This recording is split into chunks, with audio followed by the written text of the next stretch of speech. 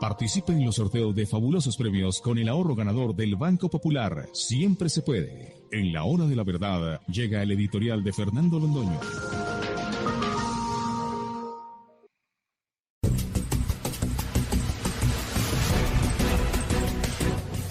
Uno de los grandes filósofos del mundo y de los grandes de esa Hispania fecunda que ignora Gustavo Petro, don José Ortega y Gasset, gritaba desolado antes de la guerra que partió la historia de España en dos, de la Guerra Civil de 1936. Españoles, a las cosas españoles. Los españoles le daban la espalda a la realidad y seguían empecinados en disputas menores, en contradicciones sin sentido, en tonterías. En eso estamos los colombianos, en vísperas o en medio de unos sucesos absolutamente trágicos.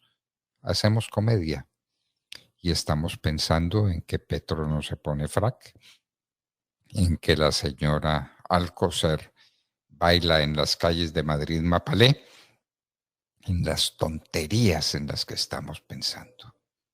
Cuando, señores, las FARC, el ELN, el narcotráfico y el comunismo se están tomando a Colombia. Cuando ya aquí en las goteras de Bogotá, aquí en el Sumapaz, está Iván Mordisco con los suyos listos para caer sobre esta indefensa ciudad de Bogotá. E indefensa porque no hay quien la quiera defender. Iván Mordisco en el Sumapaz.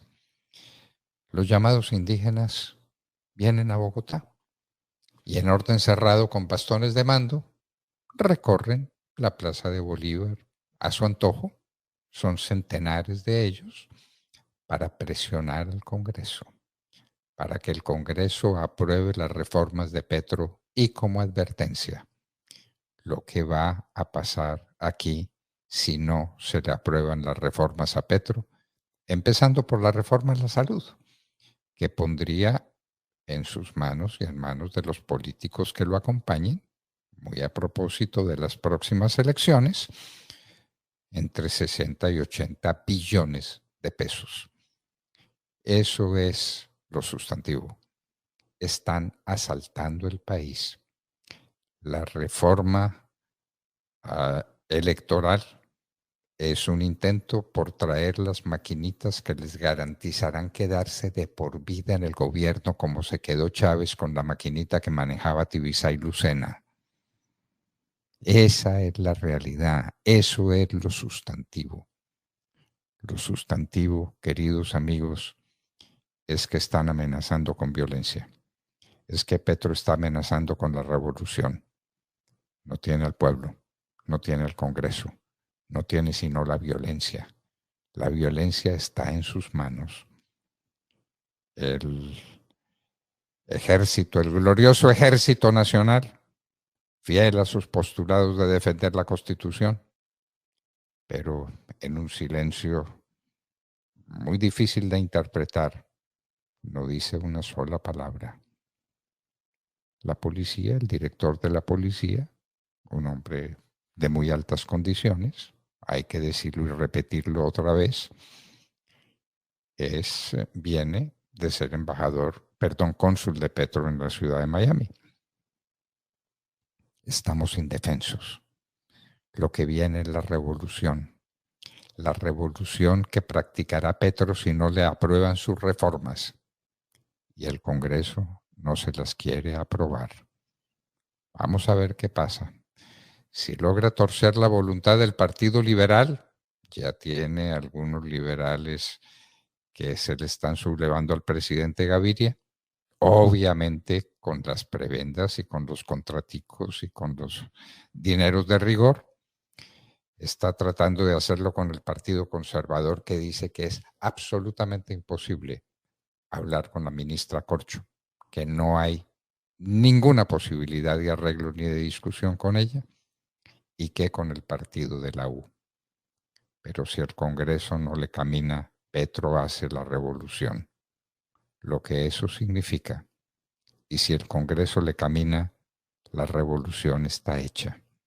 Y el país quedó en manos del comunismo, quedó en manos del narcotráfico, quedó en manos de las FARC y del ELN, que está cómodamente sentado en la mesa en Cuba, esperando que le caigan los frutos ya maduros del árbol que ha sembrado, el de la violencia, el de la brutalidad contra el medio ambiente y ahora el de la droga, del que es dueño después de que los de las FARC hicieran el convenio maldito que hicieron con Juan Manuel Santos.